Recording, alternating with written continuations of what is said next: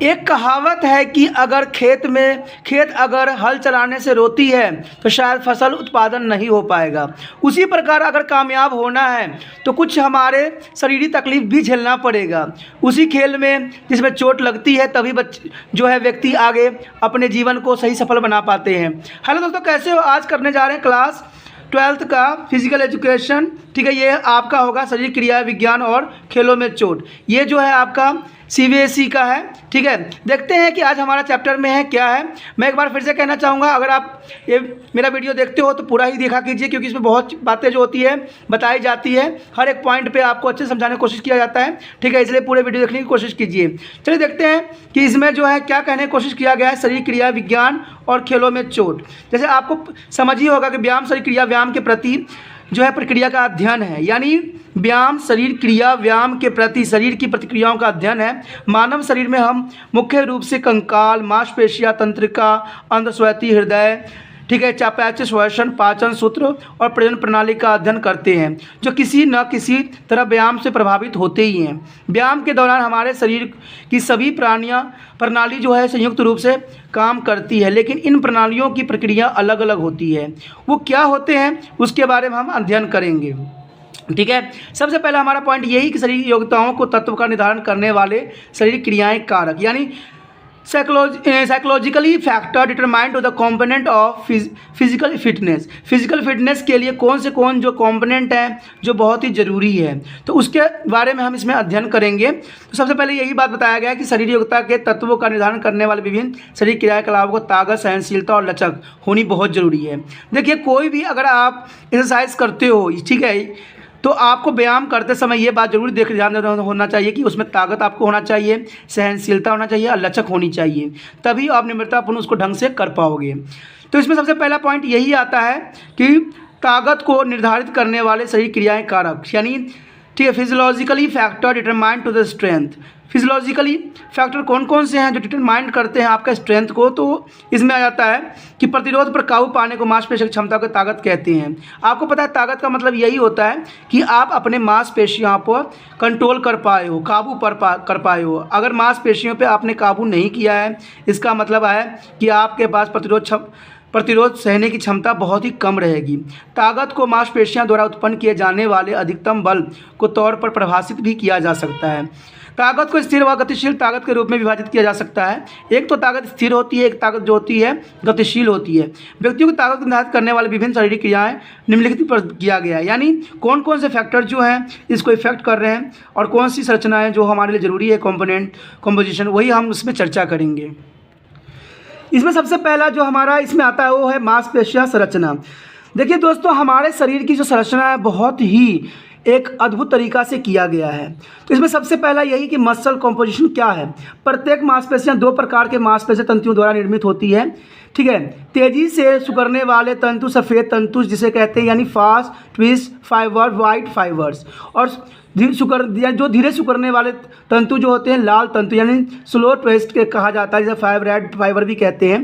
तेजी से सिकुड़ने वाले तंतु बहुत तीव्र सिकुड़न कर पाते हैं, इसलिए अधिक ताकत उत्पन्न करने योग्य होते हैं, जबकि धीमी गति सिकुड़ने वाले तत्व जो होते हैं अधिक तीव्र सिकुड़ नहीं कर पाते, परंतु अधिक समय के लिए सिकुड़ने की क्षमता रहती है। इन तीव्र गति और धीमी गति के सिकुड़ने वाले तंतुओं का अनुपात वंशानुकुल निर्धारित होती है। प्रशिक्षण के द्वारा इनमें बदलाव नहीं किया जा सकता। अंततः यह कहा जाता है कि इन तंतुओं की मात्रा ताकत निर्धारित करती है। तो देखिए दोस्तों, आपने देखा होगा शरीर में जो फाइबर्स होते हैं वो दो तरह के फाइबर्स होते हैं। ठीक है, एक तो होता है जो फास्ट जो सिकुड़ जाता हो, एक स्लो सिकुड़ता हो। इसमें जो होता है एक वाइट फाइबर्स होते हैं, एक रेड फाइबर होते हैं। ये फाइबर जो होता है शरीर को सिकुड़ने में, यानी मांसपेशियों को मजबूत बनाने में बहुत ही महत्वपूर्ण योगदान देता है। अगला हमारा है मांसपेशियों का आकार, द साइज ऑफ मसल। देखिए दोस्तों, किसी का स्ट्रेंथ जो होती है उसके मांसपेशियों के आकार पर निर्भर करता है। मांसपेशियों का ताकत मुख्य मांसपेशियों के आकार पर भी निर्भर करती है, क्योंकि बड़ी और विशाल मांसपेशियों द्वारा अधिक ताकत उत्पन्न की जा सकती है। आपने देखा होगा कि कोई भी बॉडी बिल्डर होता है वो अपने मांसपेशियों को ही क्या करता है, सिकुड़ाता है, सिकुड़ जाता है, तो उससे क्या होता है, मांसपेशियां जो होती काफ़ी टाइट हो जाती है और वो ताकतवर कहलाने लग जाता है। पुरुषों और स्त्रियों में सामान्य आकार की मांसपेशियों द्वारा लगभग सामान्य ताकत ताकत उत्पन्न की जाती है। आपको ये बात समझ होनी चाहिए कि चाहे पुरुष हो चाहे स्त्री हो, दोनों में सामान्य ताकत होती है। लेकिन क्या करता है, पुरुष अपनी ताकत को निकाल पाता है, लेकिन स्त्रियां जो होती है अपनी ताकत को उभार नहीं पाती है, जिसकी वजह से वो कमज़ोर हमेशा प्रतीत होती है। परंतु पुरुषों की मांसपेशी स्त्रियों की अपेक्षा बड़ी और विशाल होने के कारण वो अधिक सुदृढ़ होते हैं। लेकिन थोड़ा सा इसमें ये भी है कि पुरुषों और स्त्रियों के जो आकार होते हैं थोड़ा सा डिफरेंट होते हैं, क्योंकि ये मांसपेशियां स्त्रियों की जो होती छोटी होती है और उनके जबकि पुरुष के जो होते हैं विशाल होते हैं। भार प्रशिक्षण की सहायता द्वारा मांसपेशियों के आकार में बढ़ोतरी हो जाती है। अगर आप प्रशिक्षण करो तो आपके शरीर में भार भी इंक्रीज किया जा सकता है। ठीक है, भार प्रशिक्षण की सहायता द्वारा मांसपेशियों का आकार में बढ़ोतरी हो जाती है और इसके परिणाम स्वरूप ताकत में भी विकास होता है। अंत ताकत निर्धारण मांसपेशियों का आकार द्वारा होती है। आप याद रखना हमेशा कि जो ताकत का निर्धारण की जाती है वो मांसपेशियों के आकार के वजह से ही होती है। अगर मान लीजिए आपका आकार बहुत छोटा है तो आपके मांसपेशियां चाहे फुली भी होगी फिर भी आप वो रिप्रेजेंट नहीं कर पाओगे जो आपको करना होता है। अगला जो हमारा पॉइंट है शरीर का वजन यानी बॉडी वेट। यह भी एक प्रचलित सत्य है कि जिस व्यक्ति का वजन अधिक होता है उसमें कम वजन वाले व्यक्ति की अपेक्षा अधिक ताकत होती है। ये आपने भी देखा होगा कि वजन जिसके अधिक होते हैं वो ताकतवर ही कहलाता है। अंतर्राष्ट्रीय भारोत्तोलक के बीच शारीरिक वजन और ताकत का सकारात्मक संबंध है। अधिक भार वाले भारोत्तोलक अधिक वजन उठाते हैं। अंततः व्यक्ति का शारीरिक वजन भी ताकत निर्धारित करती है। यानी जो वेल्ट फाइटर होते हैं वो अधिक वजन इसलिए उठाते हैं क्योंकि उनके मांसपेशियां काफ़ी ताकतवर होते हैं और उनके जो बॉडी वेट होता है वो भी अधिक होता है। तो बॉडी वेट तो डिपेंड करता है। उसके बाद है न्यूरो मसल रिस्पॉन्स यानी न्यूरोस्कुलर प्रतिक्रियाएं। तंत्रिका तंत्र भी मांसपेशियों की ताकत में भूमिका निभाता है। आपको मस्तिष्क और तंत्रिका तंत्र में अधिक मोटर इकाइयों की सक्रिय करने की शक्ति होती है। आपको पता है कि हमारा शरीर के जो ये होती है तंत्रिका तंत्र होती है तरह मोटर की तरह कार्य करती है। जब उन्हें बड़ी मात्रा में बल उत्पन्न करने की आवश्यकता होती है तो शक्ति प्रशिक्षण के माध्यम से केंद्रीय तंत्रिका तंत्र की संख्या बढ़ाने के लिए प्रशिक्षित किया जाता है। मोटर इकाई की संख्या और उनकी तीव्रता जिससे समग्र शक्ति में वृद्धि होती है। ठीक है, समग्र शक्ति यानी सारे शक्तियों का क्या होता है, इससे विकास किया जा सकता है न्यूरोमस्कुलर रिस्पॉन्स की वजह से। अगर ये कर लेते हो आप तो आपको जनरल सी बात है आपकी ताकत जो है काफ़ी हद तक बढ़ जाएगी। अगला पॉइंट है जो हमारा ये कहता है कि गति को निर्धारित करने वाले शारीरिक क्रियात्मक कारक यानी physiologically factor determine to the speed, यानी यहाँ पर गति की बात की गई है। गति देखिए दोस्तों, शक्ति के साथ गति होना बहुत ही ज़रूरी है क्योंकि गति से ही हम किसी चीज़ को उससे हम हरा सकते हैं। आपने देखा होगा कि चाइनीज़ के लोग जो होते हैं काफ़ी वो फुर्तीले होते हैं। तो इसका क्या होता है, वो गति से किसी भी कार्य को बहुत ही आसानी से कर पाते हैं। गति एक व्यक्ति का वह शारीरिक कौशल है जिसके मदद से वह न्यूनतम संभावित समय में गति करता है। गति के 3 भाग होते हैं, reactions times, acceleration speed, movement की स्पीड। यानी शारीरिक क्रियाएं विज्ञान की दृष्टि से निम्नलिखित कारकों पर गति पर निर्भर करता है। तो चलिए इसके बारे में हम थोड़ा सा और जानकारी ले लें। पहला तो हमारा यही बात आती है कि एनारोबिक क्षमता यानी एनारोबिक कैपेसिटी क्या होती है। एनारोबिक कैपेसिटी में क्या होता है, गति एनारोबिक ऊर्जा प्रणाली पर निर्भर करता है। एनारोबिक क्षमता ऑक्सीजन के उपयोग के बिना ऊर्जा का उत्पादन करने की क्षमता है। ठीक है, ऑक्सीजन के बिना, ठीक है, ऑक्सीजन की क्षमता एनारोबिक को उपयोग के बिना भी हम इसका उपयोग कर सकते हैं। एनारोबिक बैकग्राउंड की ऊर्जा की वजह से ही गति की छोटी अवधि संभव है। दर्द और थकान की शारीरिक प्रतिक्रियाओं के अनुभव करने से पहले हमारे शरीर है गति को एक निश्चित संख्या में तेज़ी से प्रदर्शित कर सकता है। इस प्रकार एक बेहतर एनारोबिक क्षमता वाले एक एथलीट की गति बेहतर होती है। आपने देखा होगा कोई भी एथलीट होता है उसमें उसका गति का जो होता है महत्वपूर्ण स्थान होती है। ठीक है, उसके बाद जो होता है लचीलापन। आपको पता है कोई भी एथलीट होता है उसको सबसे इंपॉर्टेंट चीज़ जो जरूरी होती है वो है उसका लचीलापन। अगर उसके अंदर फ्लेक्सिबिलिटी होती है तो वो कोई भी चीज़ आसानी से कर पाएगा। लचीलापन शरीर के भीतर एक जोड़े में गति की सीमा को संदर्भित करता है, प्रदर्शित करता है। लचीलापन सभी जोड़ों को कवर करता है और प्रदर्शन पर कोई प्रभाव डालता है, कई प्रभाव डालते हैं। देखिए लचीलापन आपके जो है प्रदर्शन पे बहुत ही प्रभाव डालेगा, ये तो आपको भी समझ है। अच्छा लचीलापन गतिशीलता का अधिकतम सीमा को अनुपातित कर देती है। जहां अच्छे लचीलापन की कमी संयुक्त गति की सीमा के कारण गति पर सीधा नकारात्मक प्रभाव डालती है। अगर आपके पास लचकपन नहीं है, लचीलापन नहीं है, तो आप जो भी करना चाहोगे उसमें जो है नेगेटिव प्रभाव ही पड़ेगा। उसके बाद जो है हमारा है मांसपेशियों की संरचना यानी मसल कॉम्पोजिशन। एथलीट की गति को प्रभावित करने वाले कुछ कारक आनुवांशिक द्वारा निर्धारित होती है। खेल प्रदर्शन में मांसपेशियों के तंतु प्रमुख भूमिका निभाते हैं। नियमित प्रशिक्षित धीमी और तेज ट्वीट फाइबर्स के अनुपात को बदला जा सकता है। ठीक है, इसको मुख्य रूप से टाइप 2 फाइबर अधिक होते हैं, इससे एथलीटों को फ़ायदा होता है। आपने देखा होगा जो एथलीट होते हैं उनके फाइबर जो होते हैं थोड़ा डिफरेंट होते हैं, जिसकी वजह से वो आसानी से कई घंटों तक अपना कार्य को संपन्न कर पाते हैं। अगला हमारा दोस्तों है, ठीक है, अगला जो हमारा है मसल कंपोजिशन हो गया आपका है फुर्ती। फुर्ती तो आपको नाम से ही लग रहा है कि एलिगेटेड बहुत इंपॉर्टेंट होती है। एलिगेटेड जो होती है तेज दौड़ने के एक एथलीट को फुर्तीला होना चाहिए, क्योंकि एथलीट अगर फुर्तीला नहीं है तो वो अच्छे से नहीं कर पाएगा कोई भी कार्य।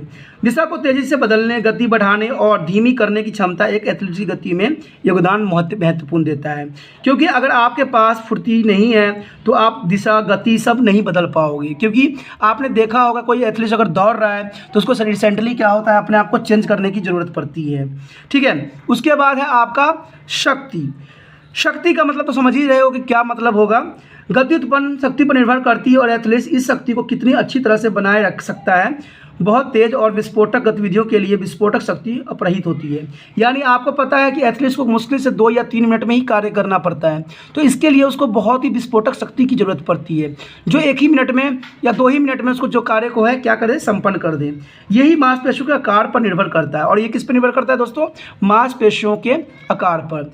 प्रशिक्षण के माध्यम से मांसपेशियों को विस्फोटक शक्ति में सुधार किया जा सकता है, और इसके लिए सबसे अच्छा जो तरीका है वो है आपका प्रशिक्षण। प्रशिक्षण के द्वारा कोई भी शक्तियों को बढ़ाया या बढ़ाया जा सकता है।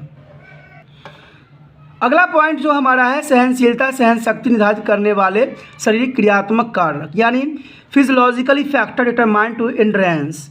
ठीक है, तो physically factor determined to endurance में क्या है, यहाँ पर क्या है, सहन शक्ति को दौड़, एरोबिक व्यायाम और तैराकी जैसे हृदयवाहिकी संबंधी क्रियाओं को विस्तृत अवधि तक करने की क्षमता को पर परिभाषित किया जा सकता है।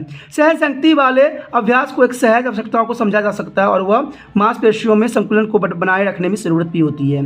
इस आवश्यकता की पूर्ति के लिए 2 बुनियादी तरीके पूरी की जा सकती है। एक होता है पर्याप्त मात्रा में ऑक्सीजन के खपत को क्षमता और पर्याप्त क्यूलस प्रोजीवन, ठीक है, प्रोविज़न। तो इसमें क्या होती है, इसके कारक जो मेन इस पर डिपेंड करता है, पहला कारक तो यही होती है कि ऑक्सीजन की खपत हम कैसे करें, यानी ऑक्सीजन कॉन्सोपेशंस, यानी सहन शक्ति व्यायाम के लिए आवश्यक मांसपेशियों को संतुलन को बनाए रखने के लिए, यानी आप उसको सुकुड़ता है कि नहीं, ऊर्जा की आवश्यकता होती है। इस जरूरत को पूरा करने में ऑक्सीजन की अहम भूमिका होती है। किसी व्यक्ति की ऑक्सीजन की खपत 3 प्रमुख कारकों पर निर्भर करता है। ऑक्सीजन की खपत जो है वो 3 कारकों पर निर्भर करता है। पहला तो ये है कि अधिकतम ऑक्सीजन का लेना या ग्रहण करना, यानी मैक्सिमम ऑक्सीजन अपटेक। इसे VO2 मैक्स के रूप में भी माना जाता है, और इसे उच्चतम दर की संभावित करता है जिस पर शरीर तीव्र व्यायाम के दौरान यानी ऑक्सीजन ले सकता है और उपयोग कर सकता है। लंबे समय तक व्यायाम के लिए मांसपेशियों में संतुलन बनाए रखने के लिए निरंतर ऊर्जा की आवश्यकता होती है। परंपरागत रूप से किसी व्यक्ति के VO2 मैक्स के परिणाम के सहन शक्ति व्यायाम प्रदर्शन करने के सबसे महत्वपूर्ण रूप में देखा गया है। व्यायाम करने वाले मांसपेशियों एक ऑक्सीजन पहुंचाने के लिए कार्डियक संवर्धन प्रणाली की क्षमता का उपयोग करता है। दोस्तों आपको पता होना चाहिए कि VO2 जो होती है ये ऑक्सीजन पहुंचाने की सबसे अच्छा तरीका होता है, और व्यायाम जो है सबसे इसमें महत्वपूर्ण भूमिका अदा करता है। उसके बाद है व्यायाम की सहजता, यानी एक्सरसाइज इकोनॉमी। यह एक सहन शक्ति गतिविधि के दौरान किए गए व्यायाम कार्यभार को पूरा करने के लिए आवश्यक ऑक्सीजन की खपत को संदर्भित करता है कि कितना ऑक्सीजन जो है हमारे शरीर में खपत होगी। आपको पता ही होना चाहिए कि हमारे शरीर में मेन काम जो होता है मांसपेशियों का वो ऑक्सीजन का ही होता है, और ऑक्सीजन उस शरीर के उस अंग में न पहुँचे तो आप कह सकते हो कि वो हमारे लिए अच्छे से वर्क नहीं करेगा।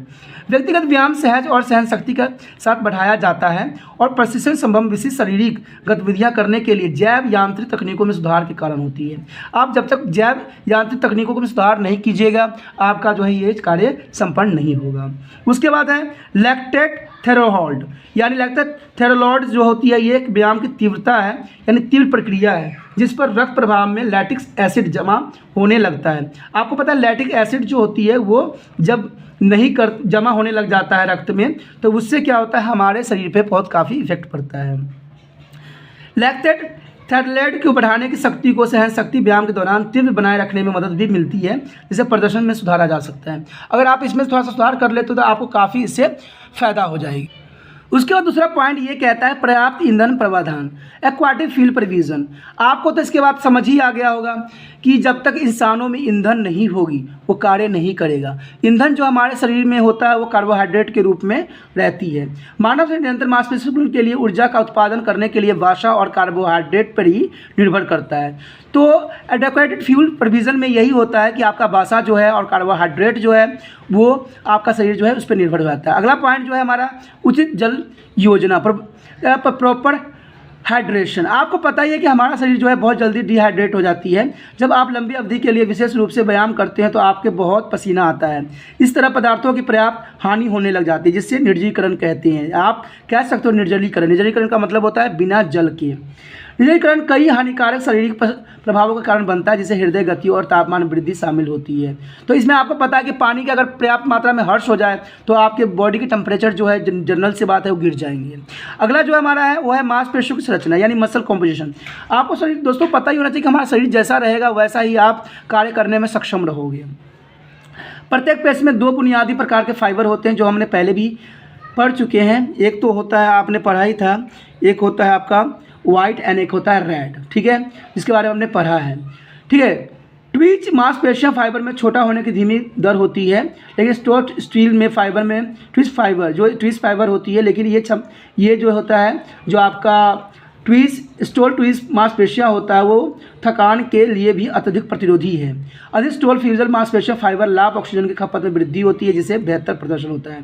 आपको पता है कि जब इंस्टेंटली हमें एनर्जी की जरूरत होती है तो उसमें ऑक्सीजन की बहुत खपत होती है। तो ये चीज़ें हमारे लिए बहुत ज़रूरी है, ठीक है।